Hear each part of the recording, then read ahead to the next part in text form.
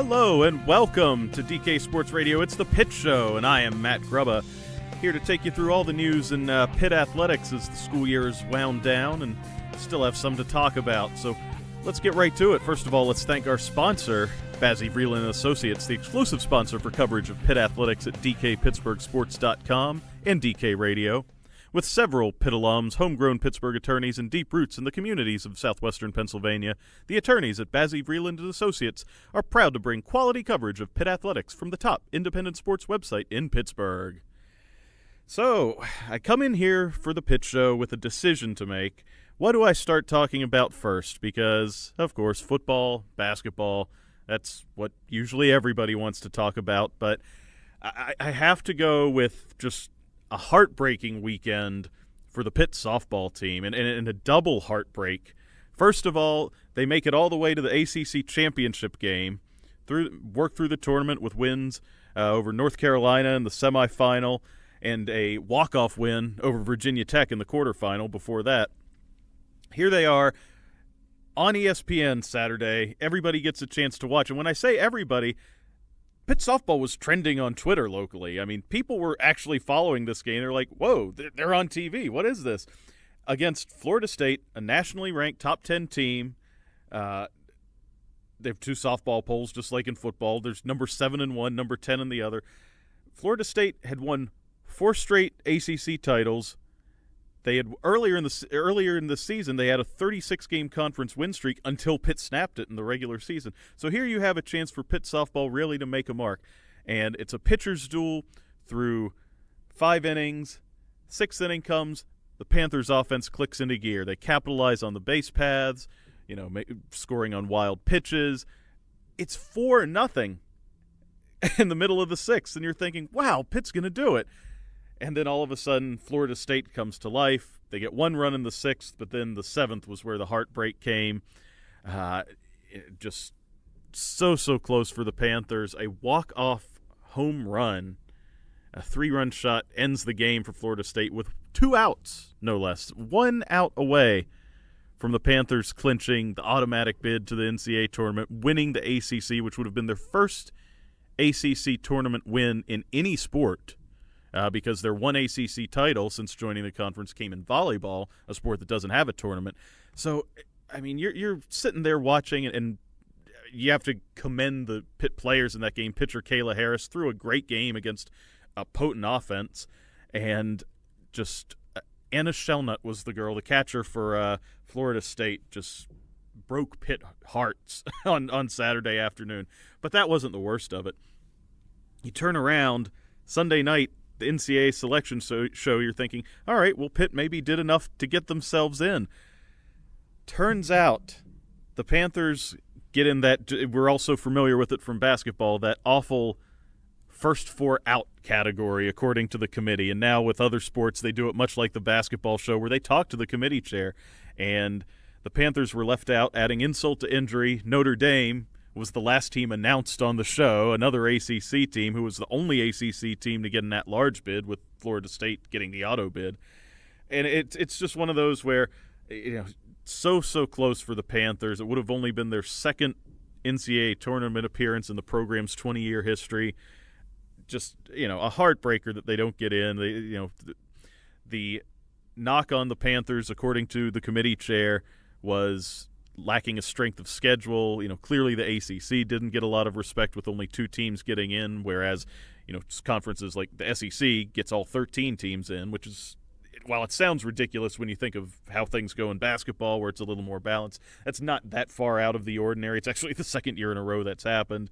The Pac-12 is always a powerhouse, eats up a lot of bids, but yeah, it's just a tough way for the Panthers to go out after what was their third 30-win season in the last 4 years.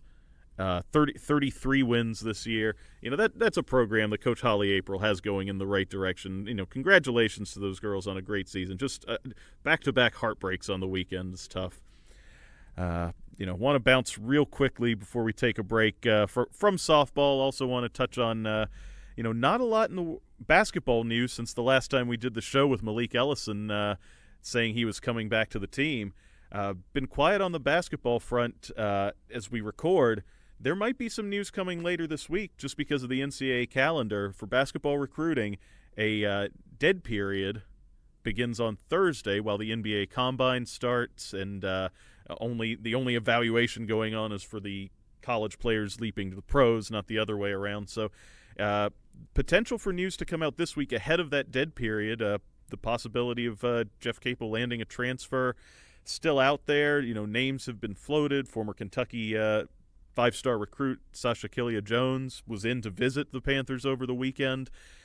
We'll see if anything comes out on that front, but Thursday's a big day to circle on the calendar because once the NBA Combine starts, there's a week-and-a-half long dead period there where nothing's really going to happen until Memorial Day, after Memorial Day weekend. So we'll keep an eye out for news on that. Certainly check out the site, dkpittsburghsports.com, where I'll be keeping track of all of that. We're going to take a break right now, come back a little bit, talk some more about everything going on in Pitt athletics here on The Pitt Show.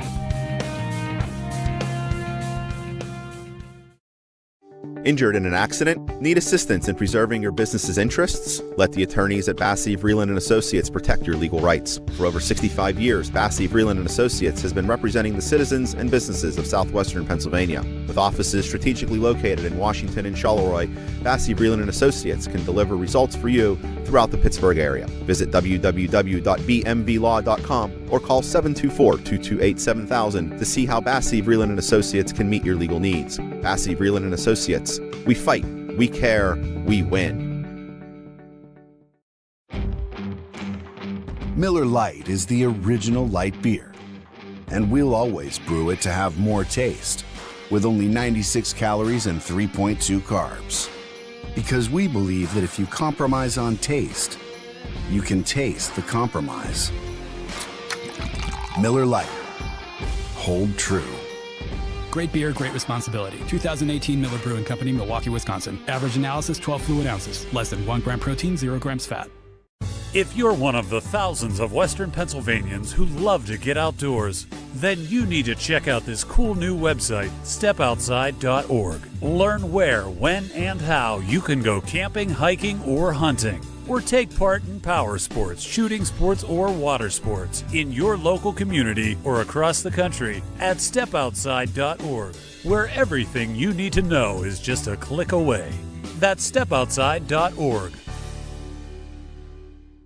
What I want from my public accounting firm is big ideas. But I don't want to lose the personal attention. My company needs global capabilities. From a firm with local ownership. And I want to work with industry experts who take the time to understand my unique challenges. And that's what sets Schneider Downs apart. Expertise for the most complex business issues, with the service you need every day. To learn how our big thinking with a personal focus can help your company, visit schneiderdowns.com.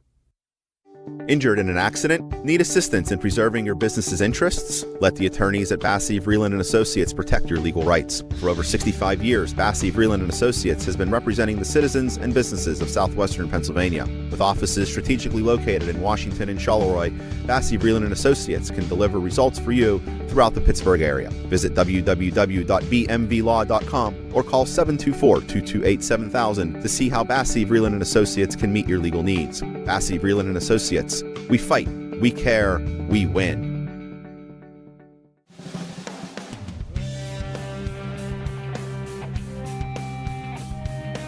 Welcome back to the Pitt Show here on DK Sports Radio. I'm Matt Grubba, here bringing you all the Pitt news. We talked in the first segment a little softball and just touched on basketball, where it's been a quiet week, certainly compared to the last 2 months since the hiring of Jeff Capel. Thanks again before I get rolling to our sponsors, Bassey, Vreeland & Associates. And right now, just want to hit a quick little football note that, honestly, as we record this on a Monday, although I might be breaking the rule giving away our record date, but yeah, it just broke this afternoon that another player transferring from the Pitt football program, wide receiver Reuben Flowers III, who's was a guy I wrote a little bit about, having a chance to make a move, especially with the injuries at the wide receiver position this past spring for Pitt.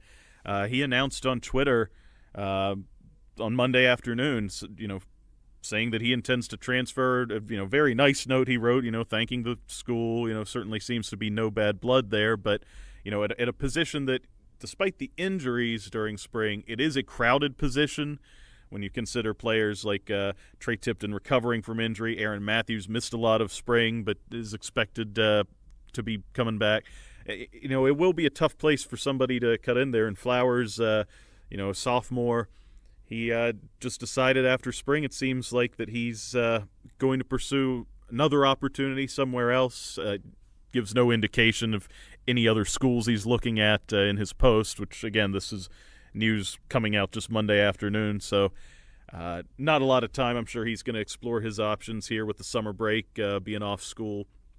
So, I mean, best of luck to him. What that does for the Panthers' big picture, I mean, honestly, it's probably not going to be a huge shakeup on the wide receiver depth chart because, as I said, there's so many options there. It does free up another scholarship for the Panthers. They now have, by an unofficial count, and this is all with the situation regarding tight end Chris Clark, who's been removed from the roster, but there was never an official word that he had left the program. Whether or not he comes back, the team probably has 2 scholarships ready for this upcoming season, which means there's still the possibility of grabbing a grad transfer for Pat Narduzzi. Obviously, tight end is a position that is thin right now. You might want to look to add somebody there. The other option, of course, is to reward some of these walk-on players that have, some of whom have really performed in key roles for the Panthers. The first one that always seems to come to mind is long snapper Cal Adamitis, who came straight into the Panthers. He's been their long snapper, will be this year. He's a non-scholarship player. Some of these guys might get rewarded with the available scholarships. Certainly a long time still in terms of the grad transfer market now that most schools, Pitt ends pretty early. We're still looking at May 14th. Some schools are just now finishing classes, exams, so there's always room for movement on that front, and we will certainly keep you updated on that. Last thing, want to just touch on, spent some time talking about the softball team. So, certainly want to give love to all these Pitt athletes working hard. The other ACC event going on this past weekend were the track and field championships down in Coral Gables, Florida, which, must be nice being down in Florida. Even now that we're getting warmer in Pittsburgh, I can only imagine it's a little more pleasant there as it's pouring rain out today. No Panther champions this year in the ACC track and field, but certainly some earning honors. 11 individuals earned all ACC second team honors, and freshman Noah Walker is the only ACC first teamer. He's a javelin thrower, threw for a mark of 67.1 meters. He is the first from Pitt to earn all ACC first team javelin honors since Ethan Shalloway 3 years ago. Really an excellent performance there from a freshman. So that bodes well for the future for Pitt, for him at Pitt, and a chance to really achieve as he goes through his next 3 years.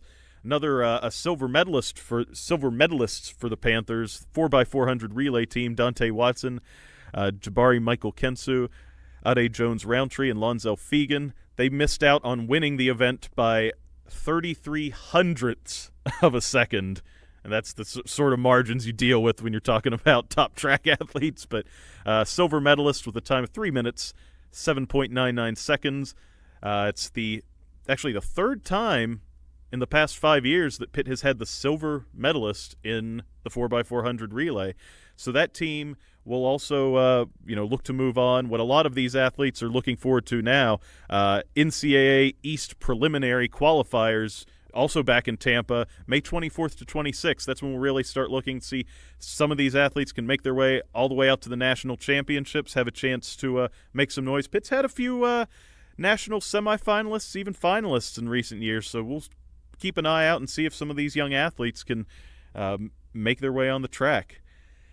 As it goes, that's going to wrap it up. I've sort of run out of things to talk to here for the Pitt Show. That's going to do it. Thanks to our sponsors, Bazzi Vreeland Associates. Thanks to Chris Benson for producing.